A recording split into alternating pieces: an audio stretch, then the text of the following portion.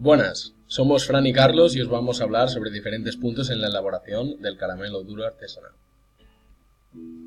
Estas son las diferentes etapas del proceso, donde hay que tener en cuenta los puntos críticos, como por ejemplo la etapa de enfriamiento.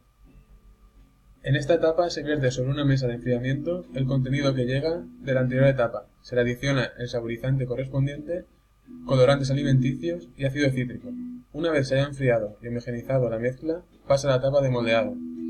Los riesgos principales son: al manipular el alimento sin guantes puede haber problemas de contaminación. La mezcla se puede llegar a enfriar y endurecer si se manipula lentamente, de forma que no se podría moldear. A continuación, se puede ver en el diagrama causa-efecto del análisis Ishikawa, viendo como problema potencial el enfriamiento de la mezcla. Selección de indicador. Un indicador de pérdida de calidad en los caramelos duros es el que se produzca una mezcla accidental de los sabores en el producto, porque los saborizantes son incoloros y confundibles, perdiendo calidad organoléptica del producto, de tal forma que pueda llegarse a comer un caramelo de fresa con sabor a limón. Plan de monitorización. What? ¿Qué acción tenemos que realizar? Mezcla homogénea de caramelos. Why? ¿Por qué la tenemos que realizar?